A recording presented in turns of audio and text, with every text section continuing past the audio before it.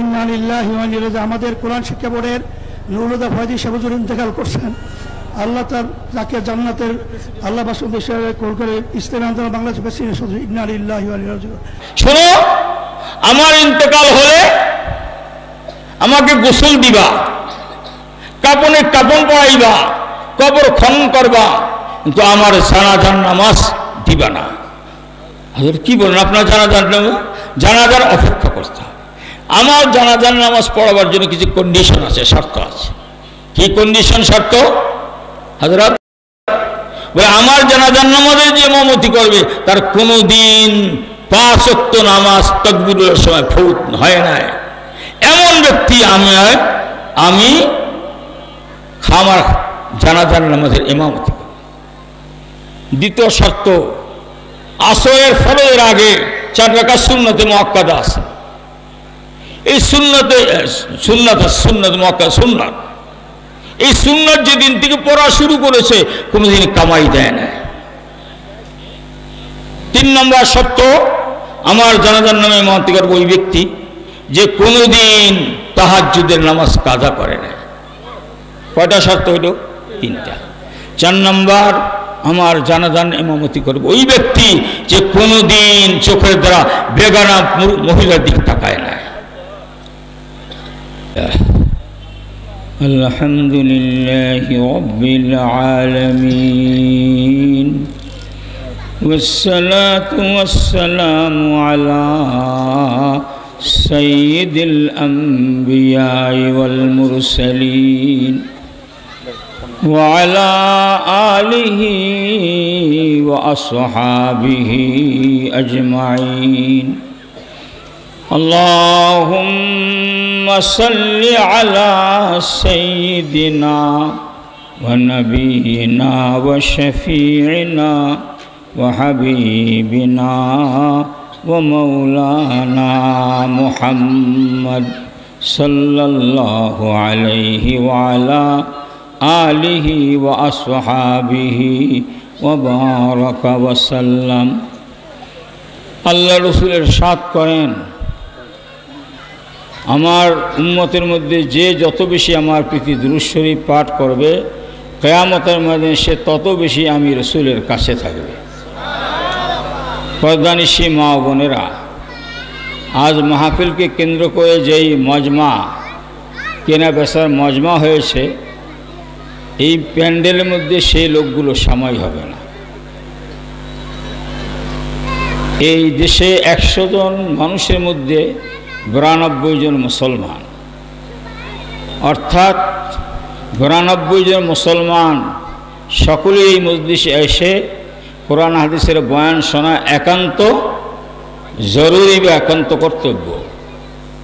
পর্দার আড়ালের মা বোনেরা, আপনারা যে যেখানে আছেন নীরবতা অবলম্বন করবেন, বাচ্চা কাচ্চাকে কাছে রাখবেন না, মনোযোগ সহকারে এই স্টেজ থেকে যে আলোচনা করা হয় তা শুনবেন।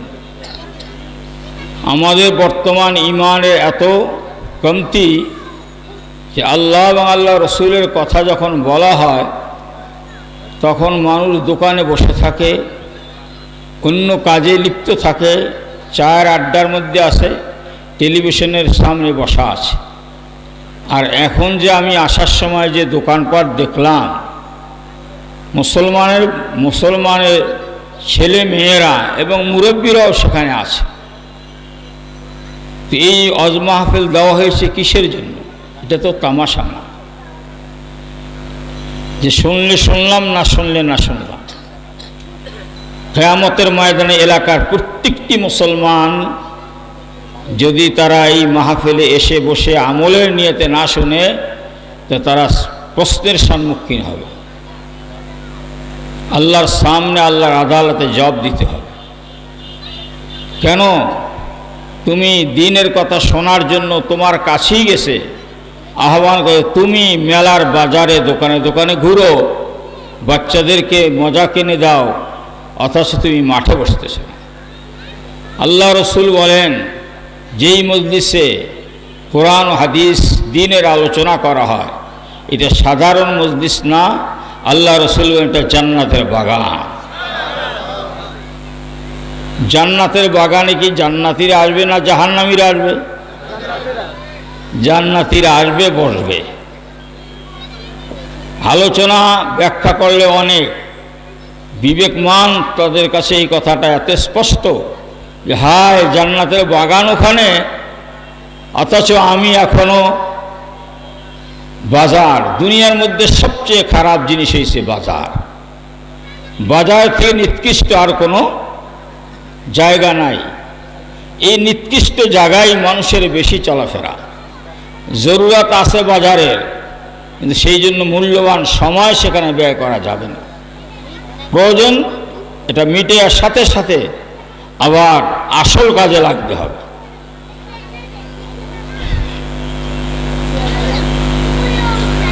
যেই হোক না কেন, আমি আবার আপনাদেরকে এই মাহফিলের পক্ষ থেকে দাওয়াত জানাচ্ছি।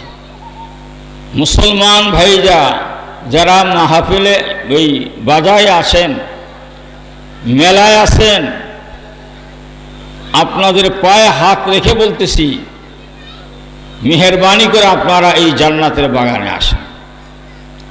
আমি কেন দাওয়াত দিচ্ছি? এই দাওয়াত দেওয়া আমাদের উপর কর্তব্য। দিনের দাওয়াত দেওয়া আমাদের উপর কর্তব্য কিনা? জরুরি। আমরা যে দিনের দাওয়াত এদেরকে না দিই, কিয়ামতের ময়দানে এরা উল্টা বেলা আমাদের বিরুদ্ধে আল্লাহ পাকের আদালতে মামলা করবে। কি মামলা করবে না? তো মামলার থেকে খালাসি পাওয়া। এই জন্য বলবো বাচ্চাদেরকে বাসায় পাঠাইয়া দেন। বাচ্চারা কিন্তু মন মতন ইচ্ছা মতন দৌড়াদৌড়ি ফালাফালি করে, এতে যারা ওয়াজ শুনবে তাদের বিঘ্নতা ঘটে। জান্নাতের বাগানে বলবে জান্নাতীরা না জাহান্নামীরা? বলেন। সকল জান্নাতীরা জাহান্নামে কোনোদিন যাবে না, তবে কিছু কিছু জাহান্নামীরা আল্লাহ পাকের তরফ থেকে তাদের জন্য মুক্তির সনদ পাবে, তারা জান্নাতে এক সময় যাবে। নাকি দুনিয়ায় বসে যে জান্নাতের বাগানে বসতে পারলো না, মনের কাছে জিজ্ঞাসা, মন তাই তুই কি আখেরাতে জান্নাতের বাগান পাবি? এটা তো মনের আবেগ, ইচ্ছা। আল্লাহ যদি চান তো এই মজলিসে বসেছেন, এতটুকু উসির আল্লাহ পাক মাফ করে দিতে পারে। হুজুর এই অস্ত পুরানস, আপনার বসেই করেন মাহফিল জান্নাতের বাগান, আবার আপনারাই তো বলেন জান্নাত এমন জায়গা, সমস্ত দুনিয়ার জায়গা বিক্রি করলো জান্নাতের একটা লাঠি রাখার জায়গা মূল্য হবে না। আবার জান্নাত এটি তো মৃত্যুর পরে, হিসেব নিকেশের পরে। তো আপনার হিসাব মাহফিল মিলে এলাম আমরা, আমাদের এলাকার মাঠ, চট বিছানো, বাঁশের খাম্বা, এটাই যদি জান্নাত হয় তো এর চেয়ে ভালো ঘর বাড়ি আমাদের সকলের আছে। বলেন আসে না? নাই। তিনি কেন জান্নাতের বাগান হলো? আমি বলবো রসুল বলেছেন। রসুল বলতে তো পারে, বলবে, তো আমাদের বিবেকে ধরে না। বিবেকে ধরার কোনো প্রশ্ন নাই। রসুল যেটা বলেছে সেটাই সত্য। কি ভাই? যুক্তি দিয়ে আমল করলে হবে না, যুক্তি দিয়ে সম্মান করলে সেই সম্মান না। আব্বাকে বলে, আব্বা আপনি আমার আম্মা কি বিবাহ করেছেন, সেই জন্য আপনি আমার আব্বা হয়েছেন, এই জন্য হাজার হাজার সালাম আর কদম বসি আপনাকে বললাম। বাপ বলবে, কি বেটা তোর মতন বোকা তো আর দেখি না, তুই আমাকে আব্বা বলবি তো বলবি, তোর মা শিখাইস, ভুল হয়েছে আমি আব্বা, তুই এখন বুদ্ধিমান কিসে, তুই বলো আমার মাকে আপনি বিবাহ করেছেন এই জন্য আব্বা। তো এই আব্বা কি বলবে এই ছেলেটা জ্ঞানী না বোকা? জোরে বলেন। জামাইকে শ্বশুর বাড়িতে আস্তিক করে, মেহমানদারি করে, ভালোবাসে। এখন জামাই যাবে, আপনার মেয়ে যে আমি বিবাহ করেছি এই জন্য আপনার আমার শ্বশুর শাশুড়ি, এই জন্য আমি আপনাদেরকে সালাম জানাই। তো শ্বশুর শাশুড়ি কি বলবে? জামাই তো পাইলাম কিন্তু বোকা, বুদ্ধি শুদ্ধি কিচ্ছু নাই। আরে জামাই তো হয়েছে, কেমনে হয়েছে তুইও জানো আমিও জানি, আমাকে সম্মান করবি এই জন্য এই কথা উল্লেখ করা দরকার নেই। কি ভাই কথা বুঝতেছেন কি না? আজ মুসলমানদের জ্ঞান বলতে, দ্বীনের জ্ঞান বলতে শূন্যের কোঠায়, নাই বললেই চল। এতটুকু বুঝ নাই যে আল্লাহ ওলামায়ে কেরাম তো মিথ্যা বলেন না, রসুল মিথ্যা বলেন নাই। রসুল কি মিথ্যা বললে আর রসুল হইতে পারেন? বলেন। আর আমাদের রসুল গোটা রসুলদের রসুল, গোটা নবীদের নবী, সমস্ত মখলুকাতের সরদার, সৈয়দুল আখিরিন, সৈয়দুল আউয়ালিন ওয়াল আখিরিন। তিনি বলেছেন যেখানে কোরআন হাদিসের বয়ান হয়, জিকির হয়, দ্বীনের আলোচনা করা হয়, সেটা দুনিয়ার জায়গা না, এটা জান্নাতের বাগান। এটা বিশ্বাস করা ঈমান। আপনারা এখানে যারা বসা হয়, আপনি কইলি কইল, আমি কইলি হইল, আপনার ভিতরে যেরকম ই থাকে, তো আমি বলতে পারবো আপনি হয় অতিরিক্ত পারেন, খামোশ থাইকা কোরআন হাদিস এখনো আছে, তালাশ করেন, আমরা আপনাদেরকে জায়গা দেখাই দিই, ওইখানে লেখা আছে, এটা পড়েন তো পাবে। আবার বলবেন রসুল গেছে কবে দুনিয়ার থেকে? ১৫০০ বছর পরে, এখন বলেন এটা রসুলের কথা, মানে কেটা? কোরআন ও সুন্নাহ এটা তা কিয়ামত নির্ভুলভাবে এই জমিনে থাকবে। আদা করেছেন কে? আল্লাহ। জোরে বলেন কে? আউযুবিল্লাহ, নাউযুবিল্লাহ। এই কথা যদি কেউ বিশ্বাস করে না করে, তার ঈমান থাকবে না। কোরআনে আল্লাহ পাক বলেন, পড়ুন আমার সাথে সাথে, আউযু বিল্লাহি মিনাশ শাইতানির রাজীম, ইন্না নাহনু নাযালনা যিকরা ওয়া ইন্না লাহু লাহাফিজুন। আমানতু বিল্লাহ। আল্লাহ বলেন, আমার প্যারে হাবিব মুহাম্মদ রাসূল উম্মতগণ শুনো, এর পূর্বে 104খানা কিতাব আমি আল্লাহ নাজেল করেছি, আরো ছোট ছোট কিতাব সহিহ নাজেল করেছি, সেগুলো বিলুপ্ত হয়েছে, সেগুলো তোমাদের কারো কাছে নাই। কেন? এটা আমি আল্লাহ এই ফয়সালা করেছি। এই জন্য যে শেষ যুগে সর্বশ্রেষ্ঠ নবীর উপর যে কিতাব কোরআন নাজেল করবে, ওই কোরআনের মধ্যে আসমান, ইতিপূর্বে আসমানে যত কিতাব ছিল এবং তার মধ্যে মৌলিক বিষয়গুলো যা ছিল সব কোরআনে আমি জমা করব, এবং কোরআনে শুধু তাই না, তার থেকে অনেক অনেক গুণ বেশি আমি একত্রিত বা জমা করব। আর এই কোরআন হেফাজত করা, গোটা আসমানি কিতাব হেফাজত করা। সুবহানাল্লাহ। এই জন্য কোরআনে 114টি সূরা। কয়টা সূরা? জোরে বলেন। পর্দায় মা বোনের, আপনারা অনেকে জানেন আবার জানেন না। আর মেলায় যারা বোরকা বইলে হাঁটতেছেন, মাথায় ওড়না বাজার করতে আসছেন, ধিক্কার আপনার বিবেকের উপর।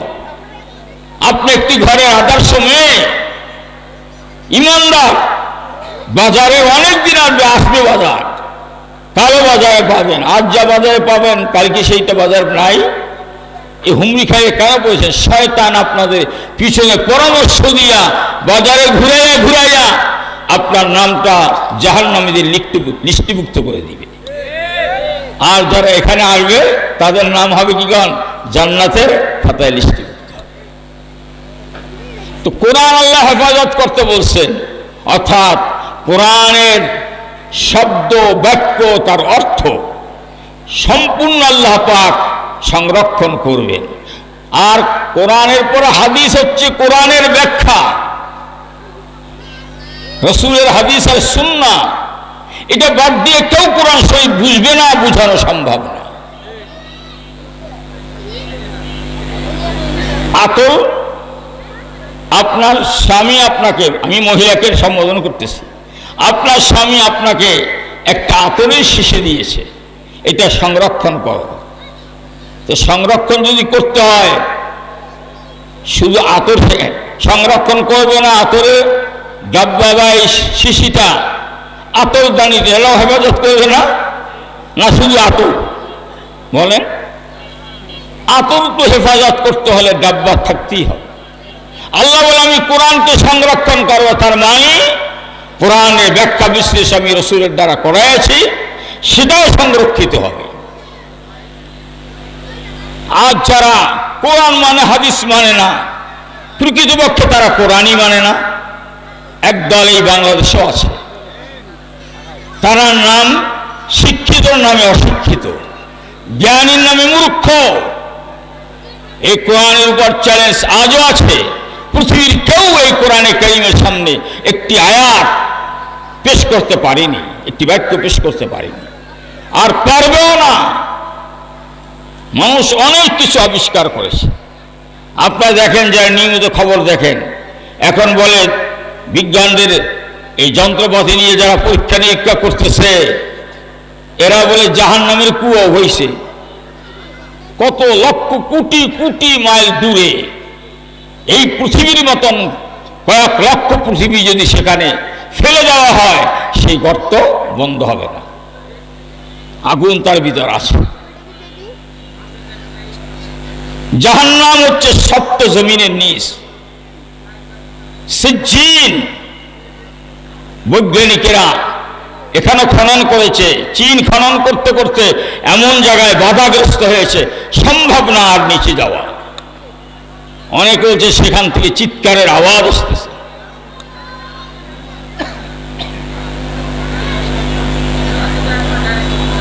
কিছুদিন আগে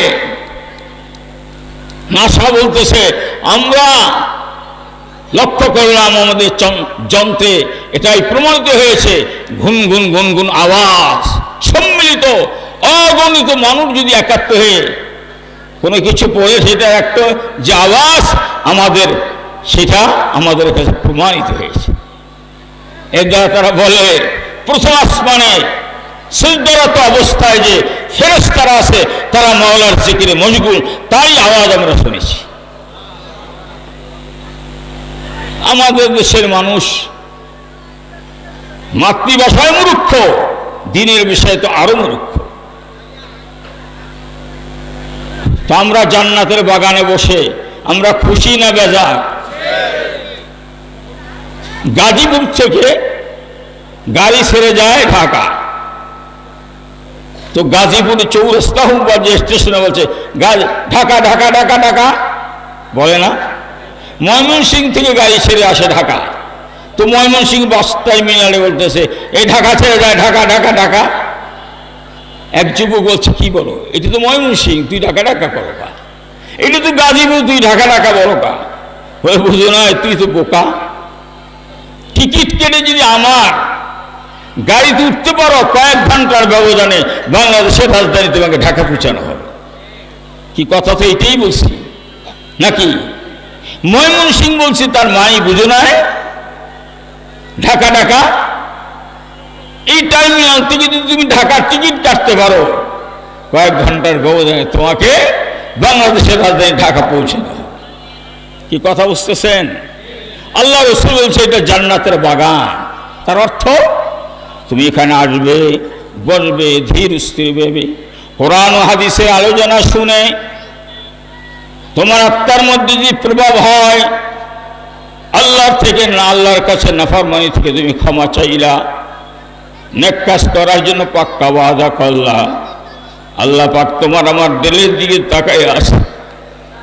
আল্লাহ বলে বান্দা বান্দিরে, তোরা মাহফিলে কোরআন হাদিসের আলোচনা শুনলি, এর উপর আমল করার জন্য চেষ্টা করলি, আল্লাহ রাসূল সেই সব শুভ সংবাদ দিচ্ছে। অর্থাৎ এই মাহফিলে এসে যে জান্নাতের টিকিট ক্রয় করতে পারবে, আমার মাওলা তাকে জান্নাত নসিব করবে। সুবহানাল্লাহ। কি ভাই কথা বুঝতেছেন? এই ময়দান এটা জান্নাতের বাগান। তার মানে এখানে আইসা কোরআন হাদিসের বয়ান শুনে আল্লাহ পাকের নাফরমানির থেকে খাস তওবা করতে হবে, চোখের পানি ফেলাতে হবে, দিল নরম হবে, গুনাহ ছেড়ে দেবে, নেক কাজ করার জন্য হিম্মত করবে। এই টিকিট যদি তুমি মৃত্যু পর্যন্ত সংরক্ষণ করতে পারো, অবশ্যই তুমি জান্নাতে যাবে। সুবহানাল্লাহ।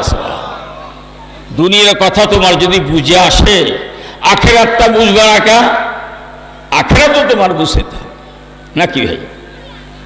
আমার দাদা হুজুর ইসহাক সাহেব রহমতুল্লাহ আলাই বয়ান করতেন বরিশালের আঞ্চলিক ভাষায়।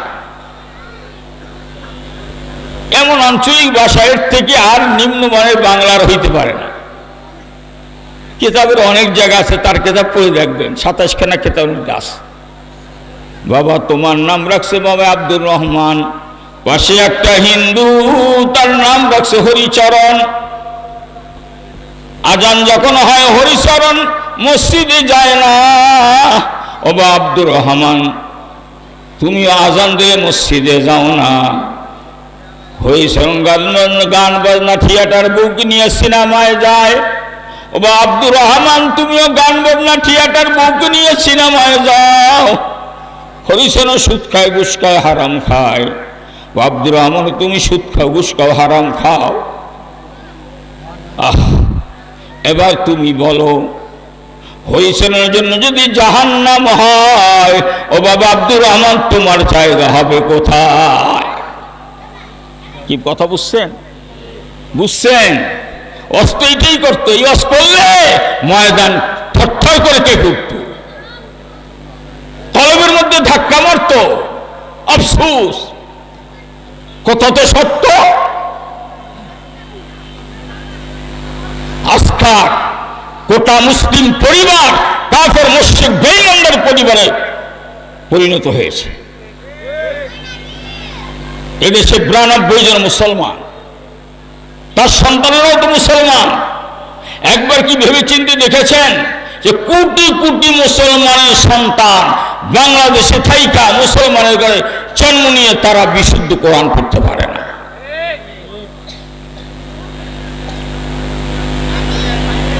কে বাধা দিয়েছে কোরআন শরীফ বিশুদ্ধ করার জন্য? অর্থাৎ এদেশে 68,000 গ্রাম, এখন অনেক গ্রাম বেড়ে গেছে। প্রত্যেকটি গ্রামে মুসলমানের সন্তান যাতে কোরআন পড়তে না পারে তার ব্যবস্থা করা হয়েছে। বরং উল্টো বলে গান শিখতে পারে কি, এই জন্য টিচার বা শিক্ষক নিয়োগ দেওয়া হয়েছে। অথচ মুসলমানের সন্তানেরা কোরআন পড়ার ব্যবস্থা সরকারের পক্ষ থেকে তদ্রূপ আয়োজন নাই। বোঝা গেল এই সরকার মুসলমানের সরকার না। স্বাধীনতার পর থেকে নিয়ে যেই সরকারগুলো এসেছে সব হচ্ছে মুনাফিক বিদেশিদের পাও চাকা। ক্ষমতায় তারা বসেছে, ক্ষমতায় বসার জন্যই ইউনিসেফের থেকে এই টিচার আমদানি করেছে, তাদের নিয়োগপ্রাপ্ত তারাই তো প্রাইমারি টাকা পয়সা দেয়। সরকার এতটুকু বলতে পারলো না যে ঠিক আছে যার ইচ্ছা সে গান শুনবে, আমার কিছু করার নাই, এটা গণতন্ত্র দেশ, ধর্মনিরপেক্ষ তা অবলম্বন করতেছি, গান শুরু। কিন্তু আমি তো মুসলমান, এদেশে 92 জন মুসলমান, প্রত্যেকটি মুসলমানকে বিশুদ্ধ কোরআন এবং বিশুদ্ধ নামাজ যেতে পড়তে পারে তার ব্যবস্থা আমার করতেই হবে, না করে কোনো উপায় নাই। এটা করা দরকার আছে না নাই? জোরে আছে না নাই? এখন তো দেশের বিদায় যে পরিস্থিতি, একদল তো ক্ষমতায় যাবে, যাবে কি যাবে না? এর মধ্যে একদল তো ক্ষমতা অনেকবার ছিল, দুর্নীতিতে তাদের সুনাম হোক বদনাম হোক হয়েছে। একবারও তো বলে না যে আমরা যদি ক্ষমতায় যাই এদেশের কোন মুসলমানের সন্তান বিনামাজি থাকবে না। আমরা যদি ক্ষমতায় যাই প্রাইমারি সকল ছেলে মেয়েকে বাধ্যতামূলক আমরা কোরআন শিখাবো, নামাজ শিখাবো। এই কথা শুনছেন তাদের থেকে? বিগত দিনও করে নাই, এখনো ক্ষমতায় কোনোদিন করবে না। এই জন্য বলি এই সরকার তো মুসলমানের সরকার না। Abraham Lincoln, Karl Marx, Lenin, মাও সেতুং, বর্তমান আমেরিকা যে তীব্র চলতেছে পুঁজিবাদী গণতন্ত্র, এখন ক্ষমতায় কে আছে? কথা আমেরিকার প্রেসিডেন্ট কে এখন? আচ্ছা, সে ইমানদার না বেঈমান? জোরে বলেন না? বেঈমান, পাক্কা বেঈমান। সে আল্লাহর দুশমন, রসুলের দুশমন, মুসলমানদের দুশমন, মসজিদ মাদ্রাসার দুশমন। আমাদের সন্তানের দুশ্মন। সে আমেরিকার গণতন্ত্র এই দেশে বাস্তবায়ন বিগত দিনেও ছিল, এখনো তারা করতে চায়। মুসলমান, আমাদের মুসলমান সন্তানের জন্য এমন কোন নৈতিক শিক্ষা তারা দিচ্ছে না যার দ্বারা আমাদের সন্তানরা কি হবে, ভালো হবে, উত্তম চরিত্রবান হবে। বরঞ্চ আমি তো বলি primary, high school, college, varsity পর্যন্ত মুসলমানের সন্তানরা লেখাপড়া করতেছে। এই ভার্সিটি পর্যন্ত লেখাপড়ার মাধ্যমে মুসলমান, ইমানদার মুসলমানের প্রত্যেকটি সন্তানকে বিনা ছুরিতে জবে করে দেওয়া হচ্ছে। এদেরকে তৈরি করা হয়েছে ইসলামকে এই দেশ থেকে চিরদিনের জন্য মুছে দেওয়ার জন্য। আর যারা বিশেষ ক্যাডার বড় বড় অভিশাপ হচ্ছে, কয়জনে বিশুদ্ধ কোরআন করতে পারে? ওলামায়ে কেরামের দায়িত্ব যে কিয়ামত পর্যন্ত আনেওয়ালা সকল মানুষের কাছে পূর্ণাঙ্গ দিন পৌঁছায় দিতেই হবে। আগে নিজের দেশ বাঁচাও, পরে অন্য দেশের খবর নাও। কু আনফুসাকুম ওয়া আহলিকুম নারা, তুমি তোমার জাহান্নামের আগুন থেকে বাঁচাও, তোমার নবী জানাইছে। মুসা নবী ছিলেন আব্দুল্লাহ, আর ফিরআউন ছিল খোদ শয়তান। ইব্রাহিম খলিলের সময় ইব্রাহিম খলিলুল্লাহ আব্দুল্লাহ, আল্লাহর গোলাম, আর নমরুদ ছিল আব্দুল শয়তান। তদ্রুপ ফিরআউন নাই, নমরুদ না, আবু জাহেল নাই। এই পুঁজিবাদী গণতন্ত্রের আবিষ্কার প্রমাণকারী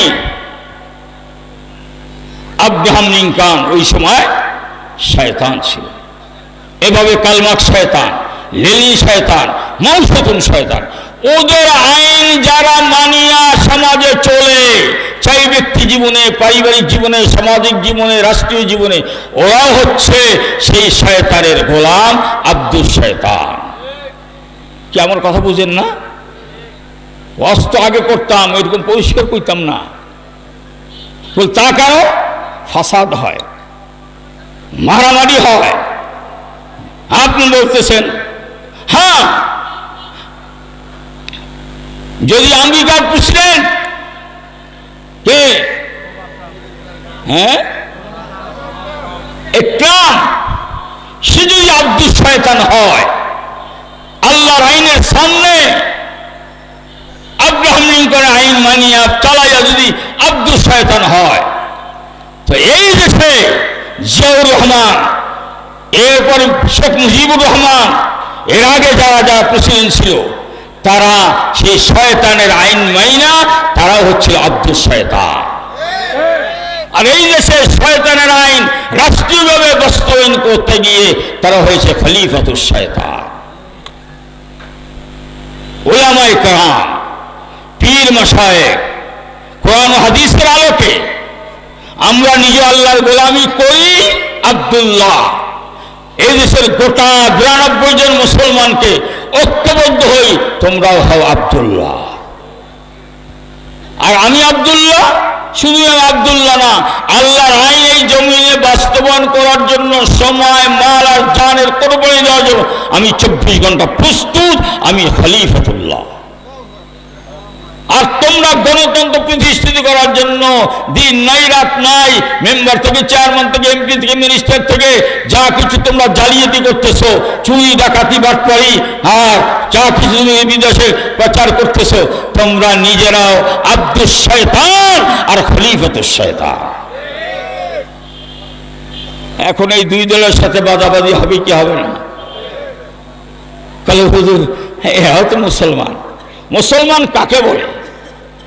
যে আল্লাহর হুকুম, রসুলের তরিকায় গোটা জীবনের প্রতিটি ক্ষেত্রে যারা মানার মতন মানে, চেষ্টা করে, তারা হচ্ছে ইমানদার মুসলমান। আগে আমি মরহুম এসাক সাহেবের বয়ান নকল করছি।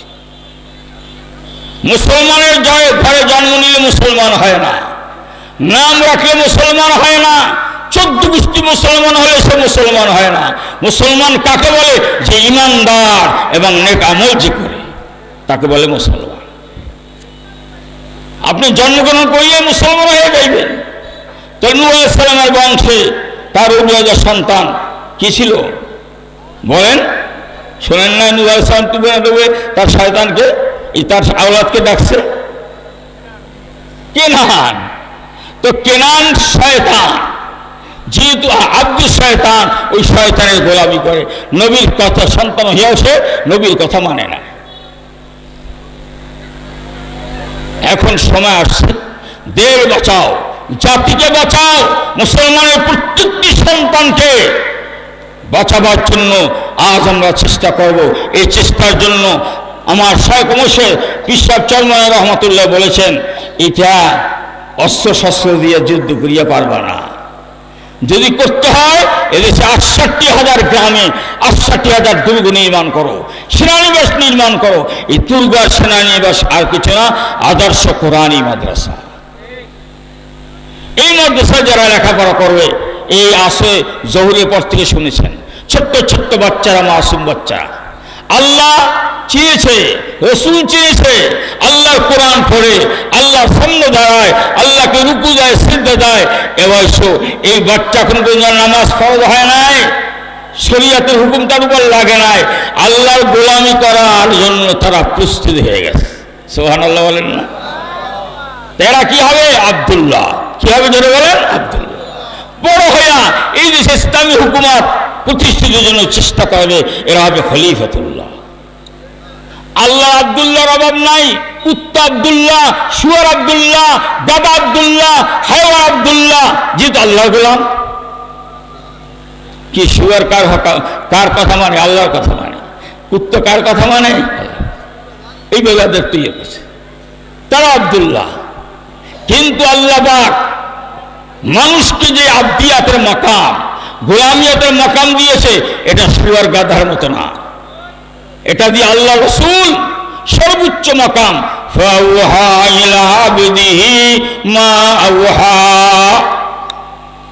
আল্লাহ পাক আল্লাহ রসুলকে সশরীরে জমিন থেকে আসমান, আসমান থেকে আরশে কুরসি, লৌহ কলম, লা মাকামে নিয়ে আল্লাহ পাক তার প্রেমিক রসুলের সঙ্গে সাক্ষাৎ করেছে, যেটাকে মেরাজ বলা হয়। এরপরে আল্লাহ পাক ঘোষণা করেছেন কোরআনে কারীমের মধ্যে, ফাওহা ইলা আবদিহি মা ওহা। আমার গোলাম মুহাম্মদ রাসূল, সে জানে আমি তাকে কি দিয়েছি, সে জানে আর আমি জানি। অতএব প্রত্যেকটা মুসলমানকে মাকামে আবদিয়াত আসতে হবে। কুকুর যে মাকামে আবদিয়াত, ইনসানের মাকামে আবদিয়াত সেটা নয়। ইনসানের জন্য নবী আসছে, রসুল আসছে, আল্লাহর হাকাম আসছে, যাই না শুনিয়া বুঝা। প্রত্যেকটা মানুষ যখন নবীদের অনুকরণ অনুসরণ করেছে, তারা আব্দুল্লাহ হয়েছে। এবং ওই দিন প্রচারের জন্য সময় মাল আর জানের কোরবানির জন্য খলিফাতুল্লাহ হয়েছে। আল্লাহ পাকের ফজল আর করম, আমরা এই মাদ্রাসা করেছি। এই মাদ্রাসার মধ্যে যে শিক্ষা দিচ্ছি, লম্বা কথা না, এই শিক্ষার মাধ্যমে প্রত্যেকটা ছাত্রছাত্রীর মধ্যে 4টা মৌলিক গুণ আসবে। কয়টা? জোরে বলেন, আওয়াজ দিয়ে বলেন, সমস্যারে বলেন, আমার দিক তাকায় বলেন। যত দেশের মাদ্রাসা আছে, বিশেষ করে কওমি মাদ্রাসা। কওমি মাদ্রাসা কাকে বলে? যেই সময় যেই নবী রসুল দুনিয়া আগমন করেছেন, সেই নবী রসুল তার উম্মতকে আল্লাহ পাকের হুকুম হাকাম শিখাইয়া আল্লাহ পাকের বান্দা, আল্লাহ পাকের বান্দি, আল্লাহ পাকের প্রতিনিধি বানায় গেছেন। সেই নবী যুগে সেই শিক্ষা প্রতিষ্ঠানই হচ্ছে কওমি মাদ্রাসা। আদম আলাইহিস সালামের সময় আদম আলাইহিস সালাম বানাইছে। এইভাবে ধারাবাহিকতায় আল্লাহ নবী মুহাম্মদ রাসূলুল্লাহ 40 বছর সময় যখন রিসালাত প্রাপ্ত হয়েছেন হেরা গুহায়, তখন সর্বপ্রথম মুহাম্মদ রাসূল তার গৃহে এসেছেন। মুহাম্মদ রাসূল ছিলেন ওস্তাদ, আম্মা জান খাদিজাতুল কুবরা ছিলেন ছাত্রী। শিখাইছেন দিন ইসলাম, মাধ্যম হয়েছে এই মহিয়ার কোরআন। আমাদের নবী সর্বপ্রথম মহিলা মাদ্রাসা প্রতিষ্ঠা করেছেন, তাও রসুলের ঘর। আল্লাহ রসুল 2 ধরনের কওমি মাদ্রাসা প্রতিষ্ঠা করেছেন। নম্বর 1 অনানুষ্ঠানিক। অর্থাৎ রসুল যেখানে বসতেন সেটাই মাদ্রাসা, চাই ছাত্র আর ছাত্রী একজন হোক, রসুল ওস্তাদ। এরপর আল্লাহ রসুল আনুষ্ঠানিক মাদ্রাসা করেছেন মক্কাতুল মুকাররমায়। সেই মাদ্রাসা হচ্ছে মুসলমানদের জাতীয় মাদ্রাসা। যায়েদ ইবনে আরকাম রাদিয়াল্লাহু তাআলা আনহুর বাসগৃহ পাহাড়ের পদদেশে।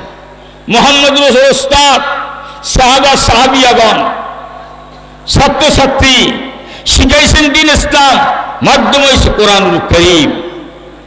এখানে ওমর রাদিয়াল্লাহু তাআলা ইসলাম গ্রহণ করেছেন। ওই মাদ্রাসার পরে রাসূল হিজরত করে মদিনায় এসেছেন। মসজিদে নববীতে দ্বিতীয় মাদ্রাসা হয়েছে আসহাবে সুফফা। এরপরে সারা দুনিয়া মাদ্রাসা। মুসলমানের মাদ্রাসা ছাড়া কোনো প্রতিষ্ঠান হতে পারবে না। এই দেশ বাংলাদেশ, এর আগে ছিল পাকিস্তান, এর আগে ছিল পূর্ববঙ্গ। ব্রিটিশ আসার আগে পূর্ববঙ্গ পশ্চিমবঙ্গ জুড়ে ৮০,০০০ কোরআনী মাদ্রাসা ছিল। কত হাজার? গোটা ভারত ছিল ১২ লক্ষের ঊর্ধ্বে। প্রাইমারি ছিল না, হাই স্কুল ছিল না, কলেজ ছিল না, ভার্সিটি ছিল না, একমাত্র মাদ্রাসা মাদ্রাসা মাদ্রাসা। অখণ্ড ভারতের যারা ৭০০ বছর ঊর্ধ্বে রাজত্ব চালিয়েছেন তারা কোরআনের মাদ্রাসায় পড়ে গোটা ভারতের সম্রাট হয়েছেন, ওসির আজম হয়েছেন, প্রধানমন্ত্রী হয়েছেন, ওসিরে খারেজা পররাষ্ট্রমন্ত্রী হয়েছেন, ওসিরে দাখিলা স্বরাষ্ট্রমন্ত্রী হয়েছেন। গোটা ভারত পরিচালিত করেছেন কোরআনের আলো। কিছু কিছু ব্যতিক্রম যেটা হয়েছে ইতিহাসে আছে, কিন্তু কোরআন হাদিসের বাহিরে আপনাদের কথা তো আমরা শুনি না। ইসলামের ইতিহাসের মধ্যে সবগুলো আছে। ভাই আমার, আজ ব্রিটিশ আসার পরে মুসলমানদেরকে ডিভাইডেড করে দিয়েছে। দেশের ক্ষমতার লোভ দেখায়া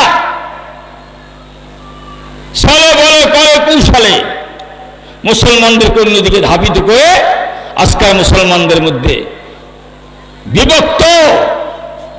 যা স্কুল কলেজে পড়ে তারা আবার স্কুল বানায়, কলেজ বানায়, ভার্সিটি বানায়, তার সন্তানকে স্কুল কলেজে দেয়। যারা মাদ্রাসায় পড়েছে তার সন্তানকে মাদ্রাসায় দেয়, আলেম বানায়, হাফেজ বানায়, কারি বানায়। কি ভাই কথা সত্য বললাম মিথ্যা বললাম? একজন মুসলমানের জন্য প্রাইমারি স্কুল প্রতিষ্ঠা করার অধিকার আল্লাহ দেন নাই। কেন? ওই প্রতিষ্ঠানে আল্লাহর পরিচয় নাই, রাসূলের পরিচয় নাই, কোরআন বিশুদ্ধ পড়ায় না, নামাজ শিক্ষা দেয় না। ওই প্রতিষ্ঠান মুসলমানের নয়, মুসলমানের নয়। মুসলমানের প্রতিষ্ঠানের মধ্যে যারা লেখাপড়া করবে তার মধ্যে কয়টা গুণ থাকতে হবে? 4টা। মাদ্রাসা পড়লেও 4টা গুণ থাকতে হবে। স্কুল কলেজ যদি বলেন যে আমাদের স্কুলটা ভালো স্কুল, আমি প্রশ্ন করব 4টা বৈশিষ্ট্য প্রত্যেক ছাত্রের মধ্যে আছে কিনা। 1 নম্বর তাওহীদে খালেস। 1 নম্বর কি গান? জোরে বলেন। তাওহীদে খালেস, লা ইলাহা ইল্লাল্লাহ। প্রত্যেকটি মুসলমানের সন্তান বিশুদ্ধভাবে উচ্চারণ করতে শিখবে লা ইলাহা ইল্লাল্লাহ। শিক্ষক যারা তারাও এই শিক্ষায় শিক্ষিত হবে। জবানে তাদের লা ইলাহা ইল্লাল্লাহ। মুসলমানের সন্তানের জবানে শুধু লা ইলাহা ইল্লাল্লাহ। জবান থেকে অর্ধ হাত, বাম দুধে 2 আঙ্গুল নিচে কলবার আত্মা, সেখানেও মজবুত আকারে চঙ্গল মারবে লা ইলাহা ইল্লাল্লাহ। মুসলমান আত্মার মধ্যে যদি ঈমানের দানা বপন হয়, এই ঈমানের দানা ফাইটা, ঈমানের দানার শিকড় মুসলমানের আত্মার মধ্যে চঙ্গল মারবে।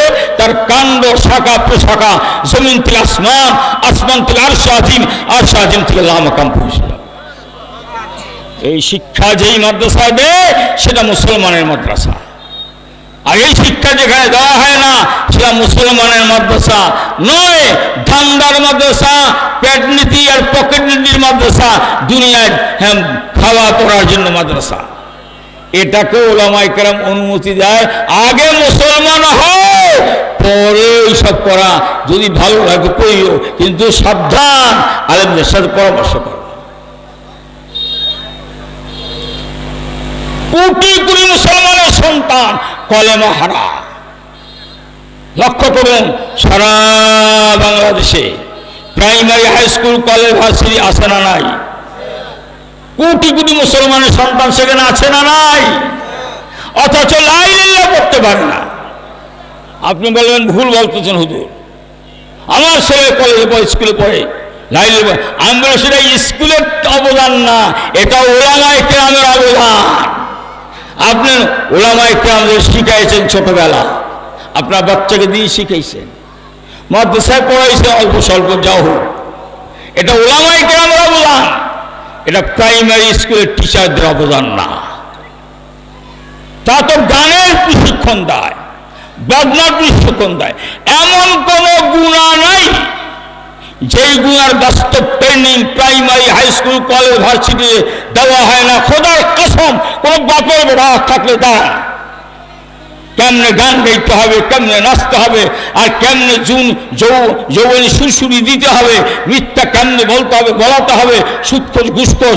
আর সারা বাংলাদেশে ক্ষমতায় যারা যদিও শিক্ষিত, কিন্তু তারা হচ্ছে শিক্ষিত, তাদের কলম যেন কালিবাহী হচ্ছে, এটা জাতিসবের বিষ। কি ভাই, মাদ্রাসার কোনো বাচ্চা লেখাপড়া করে সুৎখোর হতে পারে না, ঘুষখোর হতে পারে না। হুজুর অমুকে মাদ্রাসা বলে সুদ খায়, বলে সেটার কারণ কি জানেন? আপনার পরিবারের মধ্যে সব সুৎখোর, এই জন্য ওটাও সুৎখোর হয়ে গেছে। আপনার পরিবার কাফেরদের রাস্তায় চলে, আপনার সন্তান যদিও শিখেছে এখন কাফের লাইনে চলে। অতএব শিক্ষার বৈশিষ্ট্য, মুসলমানের শিক্ষা, এর প্রথম বৈশিষ্ট্য হচ্ছে তার জবানে হবে লা ইলাহা ইল্লাল্লাহ, জবানে লা ইলাহা ইল্লাল্লাহ, আত্মার মধ্যে লা ইলাহা ইল্লাল্লাহ, পায়ের চলার মধ্যে লা ইলাহা ইল্লাল্লাহ, হাতে ধরার মধ্যে লা ইলাহা ইল্লাল্লাহ, চোখের নজরে লা ইলাহা ইল্লাল্লাহ, কানের শ্রবণে লা ইলাহা ইল্লাল্লাহ, প্রত্যেকটা সন্তান আপাদবস্তু লা ইলাহা ইল্লাল্লাহ, ব্যক্তি জীবনে লা ইলাহা ইল্লাল্লাহ, পারিবারিক জীবনে লা ইলাহা ইল্লাল্লাহ, সামাজিক জীবনে লা ইলাহা ইল্লাল্লাহ, রাষ্ট্রীয় জীবনে লা ইলাহা ইল্লাল্লাহ। অর্থাৎ আল্লাহর হুকুম ছাড়া কারো হুকুম মানি না, মানব না, লা ইলাহা ইল্লাল্লাহ। এই শিক্ষা মুসলমানের জন্য ফরজ আইন, শিখতেই হবে। আপনি মেম্বার, চেয়ারম্যান, এমপি, মিনিস্টার, যত বড় খবর বলেন আমি মুসলমান, তাহলে আপনার আসুন লা ইলাহা ইল্লাল্লাহ আপনার জবান, আত্মা, আপাদমস্তক, গোটা জীবনের প্রতিটি ক্ষেত্রে থাকতে হবে, তাওহীদে খালিস। দ্বিতীয় বৈশিষ্ট্য হচ্ছে ইত্তেবায়ে রাসূল। দ্বিতীয় বৈশিষ্ট্যগণ ইত্তেবায়ে, জবানে মুহাম্মদ রাসূলুল্লাহ, আত্মার মধ্যে মোহাম্মদ রাসূলুল্লাহ, পোশাকের মধ্যে মোহাম্মদ রাসূলুল্লাহ, চেহারার মধ্যে মোহাম্মদ রাসূলুল্লাহ, পেশাব পায়খানায় যাইতে মোহাম্মদ রাসূলুল্লাহ, বাইরে হইতে মোহাম্মদ রাসূলুল্লাহ, ঘুম যাইতে মোহাম্মদ রাসূলুল্লাহ, ঘুম থেকে জাগ্রত মোহাম্মদ রাসূলুল্লাহ। এইভাবে ছোট থেকে ছোট, বড় থেকে বড়, ব্যক্তি জীবন, পারিবারিক জীবন, সামাজিক জীবন, রাষ্ট্রীয় জীবনে আদর্শ মোহাম্মদ রাসূল, হুকুম আল্লাহ। আল্লাহর হুকুম কিভাবে রাসূল বাস্তবায়ন করে দেখিয়েছে সাহাবায়ে কেরামের মধ্যে। অতএব ওয়াহাবি সাহেব, অমেম্বার, চেয়ারম্যান, ক্ষমতা, যে ব্যক্তি ক্ষমতা আছেন, আপনার সন্তান যদি লেখাপড়ার মধ্যে তাওহীদে খালেস, নিরঙ্কুশ একাত্মবাদ যদি না শিখে, রাসূলের আনুগত্য যদি না করে, তো মনে রাখবেন না শয়তান নামে, এটা বাচ্চার নামে কলঙ্ক, আর আপনার বাবার নামে আপনি জালেম, আপনার সন্তানকে বিনা ছুরিতে জবাই করেছেন, জাহান্নামে নিক্ষেপ করেছেন। কয়টা বৈশিষ্ট্য লাগবে? চারটা। এক নম্বর তাওহীদে খালেস, নির্ভেজাল একাত্মবাদ, লা ইলাহা ইল্লাল্লাহ, জবানে, আত্মা, আপাদমস্তকে, জীবনের প্রতিটি ক্ষেত্রে, প্রতিটি মুহূর্তে। দ্বিতীয় হচ্ছে ইত্তেবায়ে রাসূল, জবানে মুহাম্মদ রাসূলুল্লাহ, অন্তরে মুহাম্মদ রাসূলুল্লাহ, পোশাক মুহাম্মদ রাসূলুল্লাহ। মুসলমানের সন্তান কাফেরের পোশাক পরে, মুনাফিকদের পোশাক পরে, জাহান্নামীদের পোশাক পরে।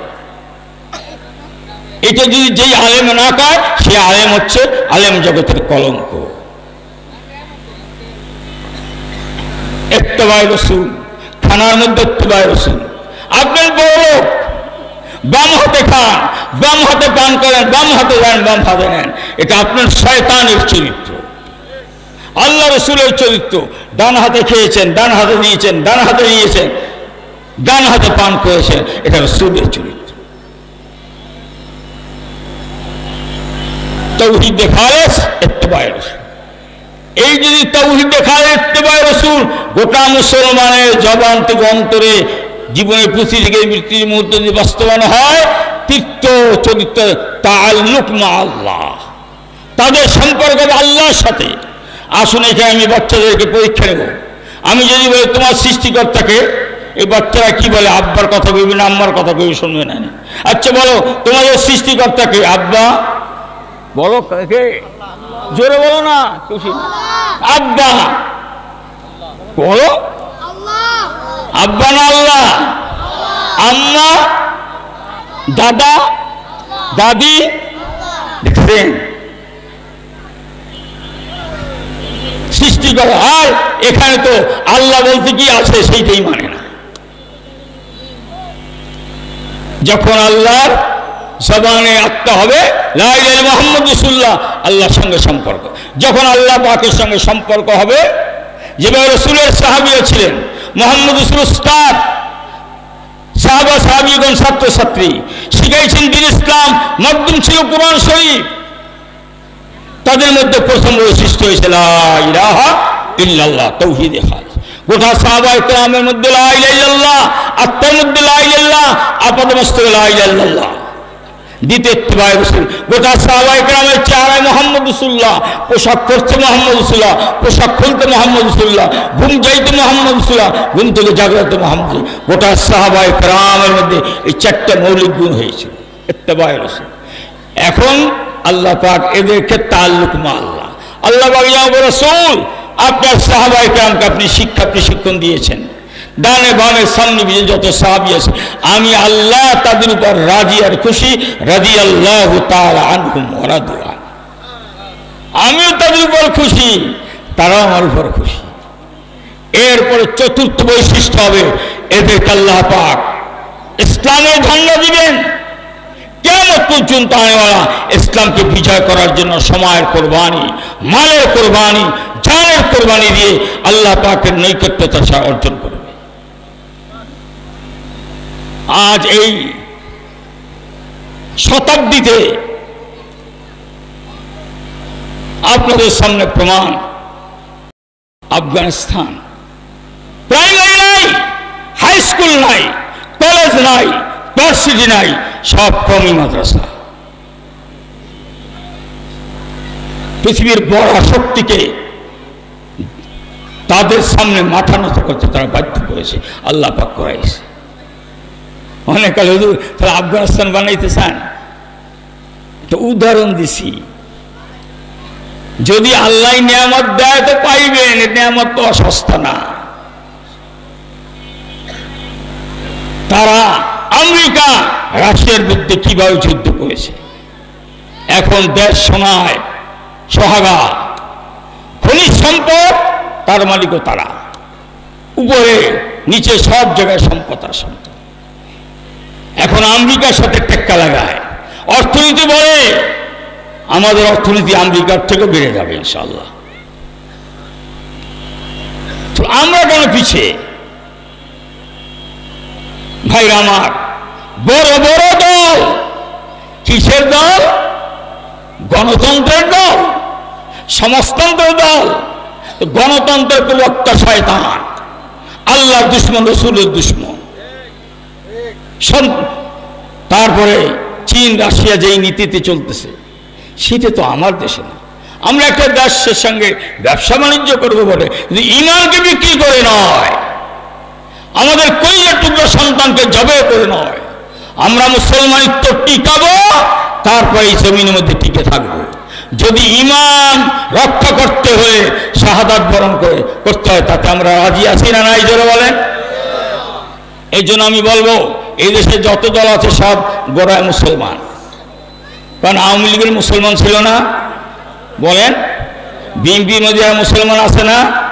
তো মুসলমান হইয়া কাফেরদের নীতি বাস্তবায়ন করার জন্য উঠে উঠে লাগছেন কা? আপনার কি আব্দুস শয়তান? এদের সব মুসলমানকে শয়তানের গোলাম বানাইতে চান? কোরআন তো পরিপূর্ণ একটি জীবন ব্যবস্থা। কোরআনকে পদদলিত করে আমেরিকার আইন বাস্তবায়ন করা কিয়ামতের ময়দানে শয়তানদের সঙ্গে হাসর হবে। এই জন্য পীর সাহেব চরমনায় বলেছেন, এই দেশকে যদি বাঁচাতে চাও, দেশকে যদি রক্ষা করতে চাও, মুসলমান যদি টিকাতে চাও, গ্রামে গ্রামে পল্লীতে পল্লীতে আদর্শ কোরআনী মাদ্রাসা কি করো, প্রতিষ্ঠা করো। আগে মুসলমানের সন্তান মুসলমান হোক, তারপর দুনিয়া ব্যবসা বাণিজ্য যেহেতু প্রচলিত নিয়ম হচ্ছে বিদেশির সাথে করে, সেটা করুক, কিন্তু সেটা করার দরকার নাই। যদি করে আমি বাধা দিতে পারবো, কিন্তু আপনার মুসলমান আগে হবে। এক মন দুধ যদি ঘইষা মাখন বানায়, মাখন এটা যদি সাগরে ফলাইয়া দেয়, নদীতে ফলাইয়া যায়, পানির সাথে মিশবে? জোরে বলে মিশবে না। আর দুধ যদি 1000 মনও ফলাইয়া দেয়, দুধ তালাশ করে পাওয়া যাবে? আগে ইসলাম শিখান, ঈমান শিখান, আল্লাহর পরিচয়, রসুলের পরিচয়, দ্বীন ইসলাম শেখার পরে আপনার ছেলে একটা মাখনের দলা হোক, আপনার পরিবারটা একটা মুসলিম পরিবার হোক। তারপর যদি কাফের পরিবেশে যায়, মুশরিকদের পরিবেশে যায়, আমরা আশা করি তাদের সিনার থেকে ঈমান মুছে যাবে না। কি ভাই, কথা ঠিক না? এই জন্য বর্তমান দেখেন যাদের মা বাবা একটু চালাক চতুর, সন্তানকে ইমানদার বানাইয়া বিচারক বানাইছে। অনেক বিচারক দিনের উপর মজবুত আছে, অনেক থানার অবিচার ন্যায় নীতির উপর মজবুত আছে। আছে না নাই? জোরে বলেন। তালাশ করে অনেক পাবেন দাড়িওয়ালা আছে, সুন্নাত অনুযায়ী চলে। কিন্তু আপনার আপনার সন্তানকে জীবিত অবস্থায় দিন উপর চালাবার চেষ্টা করেন। আল্লাহ পাক এই মাদ্রাসাটি কাসিমুল উলুম গাজীপুর, মাদ্রাসা কাসিমুল গাজীপুর। কাসিমুল উলুম বলতে অনেক ব্যাখ্যা আছে। এটা বোঝা যায় উপমহাদেশে ভারতবর্ষে একজন মহান ব্যক্তিত্ব এসেছিলেন, যিনি দারুন দেওবান মাদ্রাসা প্রতিষ্ঠার সঙ্গে জড়িত ছিলেন। এই মাদ্রাসা রসুলের ইশারায় হয়েছে। ওই মাদ্রাসার প্রথম যিনি গুরুত্ব দায়িত্ব পালন করেছিলেন হযরত কাসিম নানভী রহমতুল্লাহ। ওই মাদ্রাসা প্রতিষ্ঠিত হয়েছে একজন ওস্তাদ, একজন ছাত্র। ওস্তাদের নাম ছিল মোল্লা মাহমুদ, ছাত্রের নাম ছিল মাহমুদুল হাসান দেওবন্দি। তখন ব্রিটিশের যুগ চলতেছিল।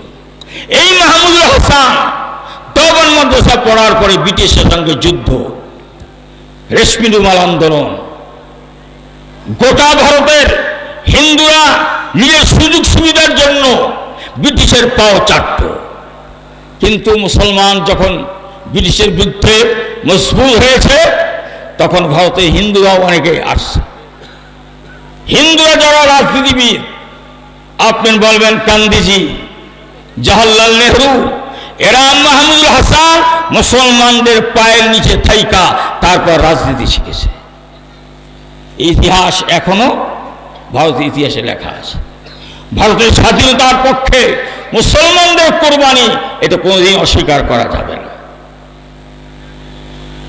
বন্ধুরা আমার, এই জন্য ভারতের কথা চিন্তা করে করব কি, পাকিস্তানের কথা চিন্তা করে করব কি, আমার দেশ নিয়ে একটু চিন্তা করেন।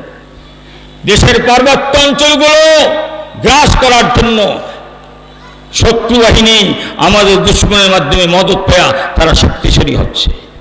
কি ভাই, এর আগে শান্তি চুক্তি করছে, কি শান্তি করছেন? অশান্তির সব কারখানা ওখানে। খাগড়াছড়ি, মাটিরাঙ্গা, এবার কোথা আছে কোন? খাগড়াছড়ি, বান্দরবন, এই যে পার্বত্য অঞ্চলটা, এই যে বাংলাদেশের ম্যাপের মধ্যে পাবেন না। এটা অনতি বিলম্বে এটা অন্যের গ্রাসে চলে যাবে। আমাদের সমস্ত বর্ডারগুলা অরক্ষিত।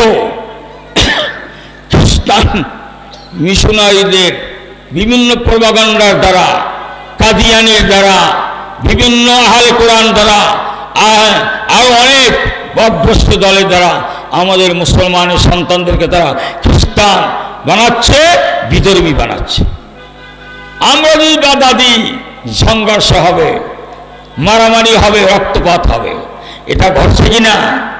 এই জন্য আমরা বাধা দিই না, মুখে কিছু কথা বলি, তাও এদের ব্যর্থতা হয়ে যায়, সহ্য করতে পারে না। এই দেশকে যদি সত্যিকার বাঁচাতে হয়, ইসলাম পূর্ণাঙ্গভাবে রাষ্ট্রীয়ভাবে বিজয় করতে হবে। ভারতের সাথে আমাদের পার্থক্য, আমরা মুসলমান, আমরা কোরআন সুন্নাহর আইনে দেশ চালাবো। তোমরা মুসলমান, আব্রাহাম লিঙ্কন, কার্ল মার্কস যার ইচ্ছে তারে মানো। আমরা মুসলমান, আমাদের মানচিত্রের মধ্যে যারা অমুসলমান রয়েছে, ইসলাম প্রতিষ্ঠিত অমুসলিমের অধিকারও ইসলাম যা দিয়েছে সেটা কল্পনার বাহিরে। ইসলামকে ভালোবাসেন তো আব্দুল্লাহ খলিফাতুল্লাহ, গণতন্ত্র মানবেন আব্দুস শয়তান, গণতন্ত্রের মেম্বার, গণতন্ত্রের চেয়ারম্যান, গণতন্ত্রের এমপি, আপনার হচ্ছেন খলিফাতুস শয়তান। আসুন আমাদের মধ্যে যারা এ ব্যাপারে আরো পারদর্শী, টকশোতে আসুন, বলেন আপনি এখানে আব্রাহাম লিঙ্কন আইন পাস করবেন, 92 জন মুসলমান চাপাইয়া দেবে, আর আমরা মুখ বন্ধ করে থাকবো। বলে আর আগে তো দেশে, হ্যাঁ দেশে, সেই দিন আর আজ দিন এক না। কি ভাই কথা সত্য বলছি না মিথ্যা? সেই দিন আর আজ দিন এক না। তবে হ্যাঁ, যারা ভার্সিটিতে লেখাপড়া করে এরা অনেক বুদ্ধিমানে নিজের দাবিদার। তুমি আগে মুসলমান হও, এদেশে ইসলাম প্রতিষ্ঠিত করো, তারপর যত উন্নয়ন লাগে করো, কোনো আপত্তি নাই। কাফের আর মুশরিক হইয়া উন্নয়ন করলে তাতে কোনো লাভ নাই। কি ভাই কথা ঠিক বললাম না ভুল বললাম? সিলেবাস নিয়ে কত কথা, অনেক কিছু। অখণ্ড ভারতের সম্রাট ছিলেন শামসুদ্দিন আলতামাস। অখণ্ড ভারতের সম্রাট ছিলেন কি কন? শামসুদ্দিন আলতামাস। মুসলমান ছিলেন, ধার্মিক ছিলেন। ওই সময় গোটা ভারতের মধ্যে সবচেয়ে আল্লাহওয়ালাদের মধ্যে যারা নাম সবচেয়ে প্রসিদ্ধ, তিনি ছিলেন কুতুবউদ্দিন বখতিয়ার কাকি রহমতুল্লাহ। খাজা কুতুবউদ্দিন বখতিয়ার কাকি রহমত। দিল্লিতে কুতুব মিনার আজও মাথা উঁচু করে দাঁড়িয়েছে। ইনি কে? খাজা মাইনুদ্দিন চিশতি রহমতুল্লাহ খলিফা। আল্লাহ পাক তাকে এমন এলম আমল দান করেছিলেন যে বড় বড় লোকেরা এসে তার কাছে পায়ের কাছে বসে থাকত। খাজা বখতিয়ারউদ্দিন কাকি রহমতুল্লাহ আলাইহি সমস্ত মুরিদদেরকে ডেকেছেন, তার মধ্যে থেকে বাছাই করিয়ে কয়েকজনকে নিয়ে কথা বলতেছেন ইন্তেকালের আগে।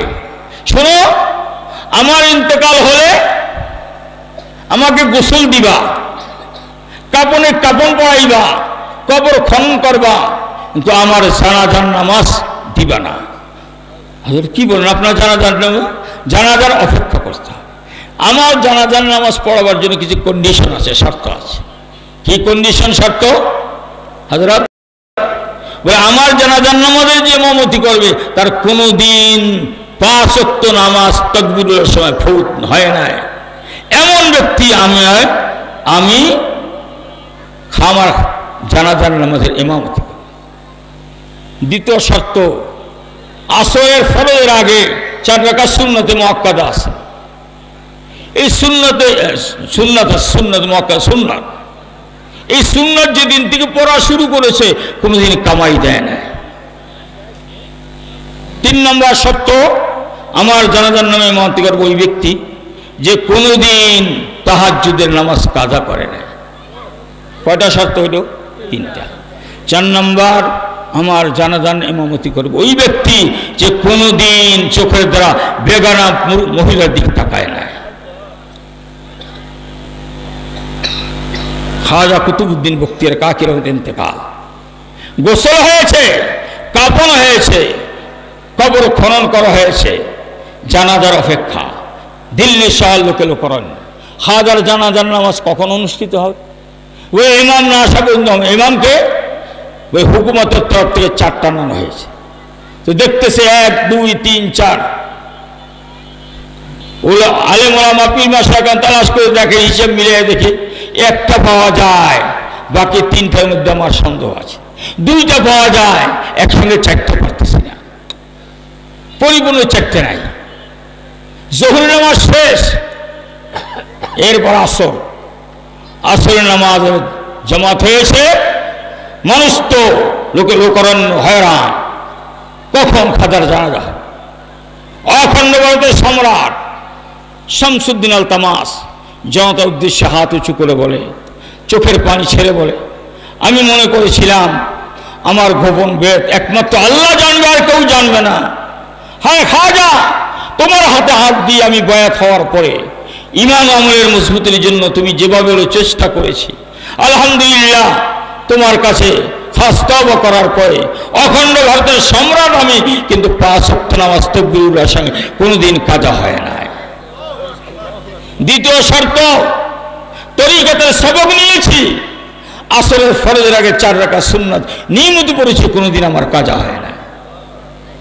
আলহামদুলিল্লাহ সুম্মা আলহামদুলিল্লাহ, অখণ্ড ভারতের সম্রাট আমি, শত ব্যস্ততার মাঝে সফরে থাকি, মুকিম অবস্থায় থাকি, তাহাজ্জুদের নামাজ কাজা হয় না। আর 4র্থ নম্বর শর্ত, আমি শামসুদ্দিন আল তামাস বেগানা মহিলার দিকে তাকাই নাই। কাতার সোজা করো, আমার খাজার জানাজার নামাজের ইমামতি আমি শামসুদ্দিন আল তামাস করব। বাদশাহ, অখণ্ড ভারতের বাদশাহ, আলিমের লগে সম্পর্ক করার কারণে তার যদি এই গুণ, এই বৈশিষ্ট্য হতে পারে, এভাবে আপনারা যাবেন। বাংলাদেশের মধ্যে আমি চ্যালেঞ্জ করলাম, যত বড় মদখোর, যত বড় সুদখোর, যত বড় ডাকাত, যত বড় বাটপার, যত বড় বদমাশ হোক, যে কোনো উপায় চরমনে ময়দান নিয়ে বসাবেন। 3 দিন 3.5 দিন আল্লাহ বয়ান করার পরে আমি মনে করবো আপনি বলবেন, আল্লাহ এই জীবন আপনার আমূল পরিবর্তন করেছেন। হাজার ঘটনা এরকম আছে না নাই? যেরকম আছে না নাই? আজ কোনো কিছু নয়, চাপ সৃষ্টি করিয়া নয়, তাদেরকে ভালোবাসা, আল্লাহর মহাব্বত শিখাইয়া, তারা যদি আকাম কুকাম মদ পান থেকে, সুদ ঘুষ থেকে ফিরিয়া এলাকায় যদি ভালো একটা মানুষ হইতে পারে, এদের হাতে যখন আপনি দেশের ক্ষমতা দিবেন, চোর থাকবে না, বাটপার থাকবে না, সুদখোর থাকবে না, ঘুষখোর থাকবে না, সব আদর্শ মানুষ হবে। আমি কসম করে বলব, আমার শায়েখ মশাই ইচ্ছাপ চরমনে বলতেন, জেলে কত মানুষ নিবা, আমি ভদ্র করবে জেলখানায় যাওয়ার অনুমতি দাও। আমি ওই জেলখানার বাহির থাইকা আমি তাদের সামনে আল্লাহর বয়ান শোনাবো, কোরআন হাদিস শোনাবো।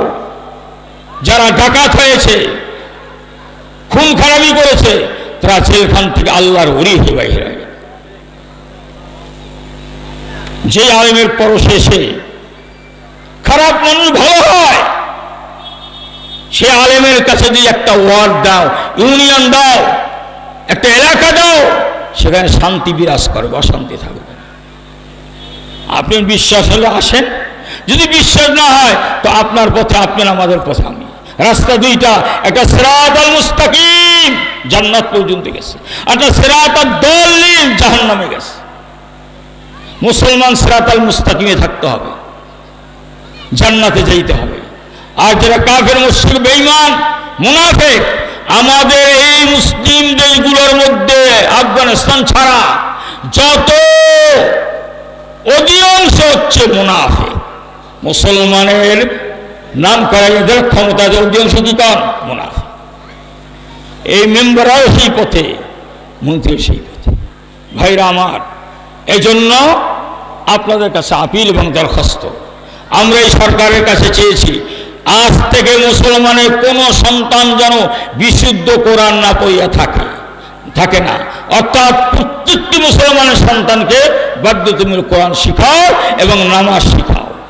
আর যদি স্কুল কলেজের মধ্যে অন্য ধর্মাবলম্বী থাকে, হিন্দু ধর্ম শিখাও, অন্য ধর্ম শিখাও, আমাদের কোনো আপত্তি নেই। কিন্তু মুসলমানদেরকে যদি মুসলমানই শিখাবা না আর রাজত্ব করবা, সেইটা মুসলমানেরা জানা, তুমি হচ্ছে বিদেশিদের পাও চাটা গোড়া। কি ভাই, কথা সত্য বললাম না মিথ্যা? অতএব শোনেন ভাই, মনে দুঃখ তো মনে রেখে গেলাম, আপনি যদি এইখান থেকে ঢাকা পর্যন্ত একটা রাস্তা করেন, যেই রাস্তা মার্বেল পাথর দ্বারা, তারপর পোশাক করেন, তারপর মুজো টুজো পায় দেন, তো এইখান থেকে চললে ধুলোপালি কি কম লাগবে না বেশি লাগবে? হ্যাঁ, আর খালি পায়ে যদি হাঁটেন ধুলোবালি লাগবে কি লাগবে না? তো আমাদের এখন কত হয়েছে, মুসলমানরা ঐক্য হই, আমার পরিবারকে মুসলিম পরিবার বানাই, আমি নিজে ভালো হই, আমার অধীনস্থকে ভালো করি, তাতেই আমাদের একদিন সমাজ পরিবর্তন আসবে। আজ আমি ভালো হব না, পরিবার ভালো হবে না। আজ কোটা মুসলমানদের মধ্যে দুইটা গুনাহ এমনভাবে চেপে দেওয়া হয়েছে, একটা গুনার নাম হয়েছে বেপরদা, আর একটা গুনার নাম হয়েছে সুদভিত্তিক অর্থ ব্যবস্থা। এনজিও এই দেশে আসে না নাই? জাকি জাল যেভাবে চতুর্দিকে ছড়িয়েছে, গোটা দেশ এনজিওদের হাতে, মেম্বার তারা হবে। বর্তমান যে সরকার প্রধান, আমরা তো অনেকেই বলি ভালো, হ্যাঁ ভালো, ভালো যেটা ভালো, খারাপ যেটা খারাপ। ক্ষমতায় বসে কি করছে, সব এদেরকে কাছাই আনছে। এমনদিনই যাবে আপনার ভোট দেওয়ার ক্ষমতা পাইবেন না। এই এনজিও কর্তৃক এদেশে সরকার গঠন হয়ে গোটা দেশে বিদেশিদের কার্যক্রম বাস্তবায়ন করবে, এটা ঠেকাবার মতন কোনো শক্তি নেই। কি ভাই, আর যদি মক্তব মাদ্রাসা যেটা প্রতিষ্ঠিত হচ্ছে, গোটা মুসলমানের সন্তানকে যদি মর্দ মুজাহিদ তৈরি করা হয়, তারা শত চেষ্টা করে আমাদের পরিবারকে ধ্বংস করতে পারবে না। কি ভাই, এই জন্য আমরা নিজেকে বাঁচি, তারপর চেষ্টা করি অন্যকে বলি। এই জন্য নিজে বাঁচার জন্য মুসলমানের প্রত্যেকটি ঘর কোরআনের তালিম শুরু করো, নামাজ রসুলের আদর্শ দ্বারা এই মাদ্রাসাকে সুসজ্জিত করো, পরিবারকে সুসজ্জিত করো। পরিবার ভালো হলে তাহলে তোমার এলাকা ভালো হবে, এবং এলাকা ভালো হলে গোটা থানা, ইউনিয়ন, থানা পর্যন্ত দেশ ভালো হবে। আমরা আমার সন্তানকে নিয়ে ভাবি না, ভাবতেছি না, আর নিজে চাকরি বাকরি টাকা পয়সা, এমন একটা মানুষ নাই যে সুদভিত্তিক অর্থ ব্যবস্থার সাথে জড়িত না। এই সুদের গুনাহ হচ্ছে অনেক গুনাহ, তার মধ্যে সবচেয়ে ছোট্ট গুনাহ হচ্ছে যে সুদ খায়, সুদ দেয়, এরা সবাই জাহান্নামী। যে সুদ খায়, সুদ দেয়, সে যেন তার মায়ের সাথে যৌন ক্ষুধা মিটায়। এদেশে কেন সুদভিত্তিক অর্থ ব্যবস্থা? আমাদের প্রধান উপদেষ্টা, সে শুধু আমাদের দেশে ভালো মানুষ না, সারা ওয়ার্ল্ডের মধ্যে তার নাম কাম আছে, আছে না নাই? তার সম্মান আছে, আছে না নাই? তিনি বললে সবাই শুনতে চায়, চায় না? ওদের অর্থ ব্যবস্থা হয়েছে কোরআন সুন্নাহ পরিপন্থী অর্থ ব্যবস্থা। আর উনি লেখাপড়া করছে ওই লাইনে, এদের একটা উনি মাথা খাড়াইয়া এদের সেই গ্রামীণ ব্যাংক অন্যান্য কিছু করছে, এই জন্য উনি সম্মানিত হয়েছে। আপনি ওনাকে সহ উনি কি আমাদের সামনে থাকবে? এদেশে ওলামায়ে কেরাম যে অর্থনীতি আছে সেটাকে চ্যালেঞ্জ করেন, আমরাও এই দেশ ওনার থেকে ভালো করতে পারবো ইনশাআল্লাহ। তার প্রমাণ এখন দেওয়া যায়, একসময় তো প্রমাণ দিতে পারতাম না, এখন একটা প্রমাণ দেওয়ার একটা জায়গা আমাদের কাছে আসে। এই জন্য বলবো, কারোর সাথে ঝগড়া নাই, কারোর সাথে বিপদ নাই, মারামারি দাঙ্গা নাই। আমার দেশকে আমি ভালোবাসি, দেশের জনগণকে ভালোবাসি, দেশের জনগণকে আদর্শ মানুষ বানাই। অর্থাৎ স্কুল এবং কলেজের মধ্যে কোনোদিন মানুষকে আদর্শ শেখায় নাই, নৈতিকতা নাই। সেখানে জুলুম, অত্যাচার, নির্যাতন, সুদখোর, ঘুষখোর, কী করে অন্যকে হেয়নস্ত করা যায়। এখন তো গান বাজনা, প্রেমের লেনদেন হচ্ছে গোটা স্কুল আর কলেজে। আপনার আমার সন্তানকে বিনা ছুরিতে জবে করে দেওয়া হচ্ছে। এখান থেকে উদ্ধার করে হয়তো স্কুল কলেজগুলোর মধ্যে আপনি কি করেন, ভালো কোরআনের শিক্ষক দেন, তাদের কোরআন বিশুদ্ধ পড়াবে, অক্ত মতো নামাজ পড়াবে। এই দুইটা দাবি আমরা করেছি। এরপর আশা করি ইনশাল্লাহ পর্যায়ক্রমে দেশ ভালো হবে। আর যারা ক্ষমতা এখন আছেন, মুসলমানদের মাইনাস করে এমন কোন জিনিস এদের চাপাইয়া দিবেন না যার দ্বারা মুসলমানের ঈমান ও আমল কি আশঙ্কাজনক হয়। এই জন্য আমরা আমাদের কথা যদি না বলি, কিয়ামতের ময়দানে আমাদের জিহ্বাটাই না আল্লাহ পাক আগুনের কেসি দিয়ে কাটবেন। যে সমাজ পরিবর্তনের জন্য কথা বলে না, ও আলেম আলেম না, ও আলেম হচ্ছে পকেট আর পেট গরমের আলেম, মসজিদের ইমাম। সাহস পায় না সুদ করে বিরুদ্ধে কথা বলে, জানে যদি সুদ করে ব্যক্ত কথা হয়, কমিটির মধ্যে সুদ করে আছে, ঘুষ করে আছে, সাক্ষী থাকবে। এই জন্য দেখেন ক্ষমতায়নে বাধা হয়। আমি আমার সেটা আসছে, আচ্ছা। তো এই জন্য আমাদের মূল পরিষ্কার কথা হচ্ছে আমরা দেশকে ভালোবাসি, দেশের মানুষকে ভালোবাসি, দল মত নির্বিশেষে, জাতি ধর্ম নির্বিশেষে ঐক্যবদ্ধ হয়ে আগে ইসলাম প্রতিষ্ঠিত হোক, ইসলামের সংবিধান বলে দেবে কার কি দায়িত্ব, কার কি হক। আজকাল এদেশের মুসলমানদের পরিবার যেভাবে বিজাতিদের কাছে জিম্মি, এর ব্যাখ্যা বিশ্লেষণ করতে হবে না, আপনারাই জানেন। ভাই আমার, এজন্য বাংলাদেশ কোরআন শিক্ষা বোর্ড, বাংলাদেশ বিফাকুল মাদ্রাসাল আরাবিয়া, বাংলাদেশে অনেক মাদ্রাসার বোর্ড রয়েছে। আলহামদুলিল্লাহ আমরাও এই প্রোগ্রাম নিয়েছি যে এমন একটা পাড়া মহল্লা থাকবে না যেখানে একটা আদর্শ মাদ্রাসা না হয়। আমাদের চেষ্টা আমরা করে যাব। আপনি আমাদের সহযোগিতা রাজি আছেন তো ইনশাল্লাহ? রাজি আছেন তো ইনশাল্লাহ? কে কে আছে? হাত জায়গায় না। আপনার অঞ্চলে বহু মাদ্রাসা আছে, এই মাদ্রাসার মধ্যে যাদেরকে শেখাবে 4টে গুণ লাগবে: তাওহীদ, খালিদ, লা ইলাহা ইল্লাল্লাহ, ইত্তেবা রাসূল মুহাম্মদ রাসূলুল্লাহ, তাআল্লুক মাল আল্লাহর সঙ্গে সম্পর্ক, এবং দ্বীনের উপর যত আক্রমণ হবে তার মোকাবেলা করার জন্য একজন মর্দে মুজাহিদ হবে। এই শিক্ষা আপনার আমার সন্তানকে যদি দিতে পারি, এমন কোনো শক্তি নাই এই দেশকে বিজাতিদের হাতে তুলে দেবে, এমন কোনো শক্তি নাই। মূর্তি বানাইছিল কয়টা বিগত সরকার কইতে পারে? আমার কাছে হিসেব নিকেশ নেই। মূর্তি বানাইছিল কয়টা? কথা কয় না। মূর্তি বানাইছিল না?